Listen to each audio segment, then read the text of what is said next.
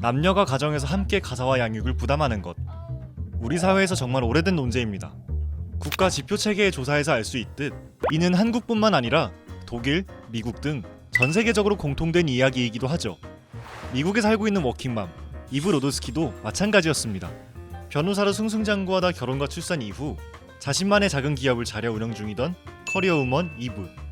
분명 이브와 남편 모두 일을 하지만 집안일과 아이를 돌보는 일은 늘 이브만의 몫이었습니다. 그러던 어느 날 결정적인 사건이 터집니다. 아들과 함께 외출한 이브에게 남편이 이런 문자를 보낸 겁니다. 폭발해버린 이브. 이브는 이를 계기로 페어플레이 프로젝트라는 게임을 고안합니다. 이브는 집안일을 하나하나 카드에 적어 100장의 카드를 만듭니다. 그리고 남편과 함께 각 카드에 적힌 일에 누가 더 적합한지 상의하고 카드를 나눠 가집니다.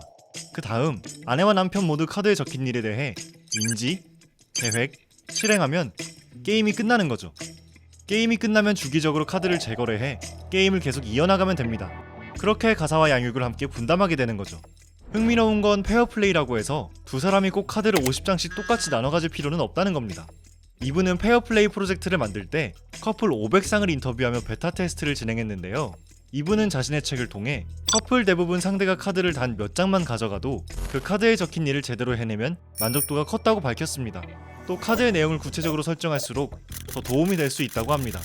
그냥 식사 준비라든지 밥 차리기 이렇게 하면 안 돼요. 굉장히 세분화해서 해야 되고요. 카드별로 가중치를 부여해서 굉장히 난이도가 높고 자주 해야 되는 일이면 가중치가 높은 카드를 한 장 뽑으면 나머지 사람은 5개 뽑도록. 정말 우리가 회사에서 업무 분장하는 개념으로 이걸 분장을 해야 된다고 봐요. 과장급하고 대리급하고 신입사원, 평직원급하고는 업무 난이도를 조정해서 업무 분장을 하죠. 아이들도 같이 하면 좋을 것 같고요. 그 아이의 역량에 맞게 업무 분장을 해주는 거예요.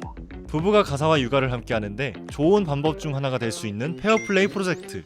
하지만 좋은 방법 중 하나일 뿐 근본적인 해결책은 아닙니다.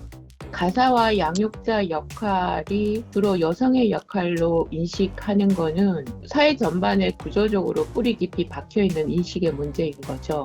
지난 5월 발표된 2020년 가족 실태 조사 결과에 따르면 아직도 국내 가정 대부분 여성 혼자 가사와 양육을 부담하고 있습니다.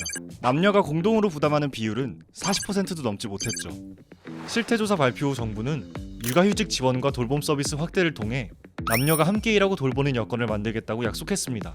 단기간에 변화되진 않지만 장기적으로 보면 그래도 각도가지 않을까 전망하는 거고, 다행히 젊은 세대를 중심으로 가사와 양육을 동등하게 분담하는 경향이 조금씩 확산되고 있습니다. 전 연령대 중 20대에서 가사와 양육을 부부가 함께하는 비율이 56.4%로 가장 높게 나타났거든요.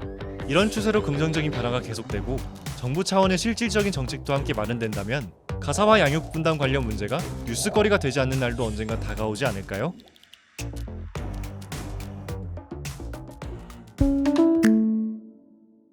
이번 영상을 만든 PD가 추천하는 영상도 보고 가세요. 스브스 뉴스의 다른 영상을 즐기시려면 구독 버튼을 꼭 눌러주세요.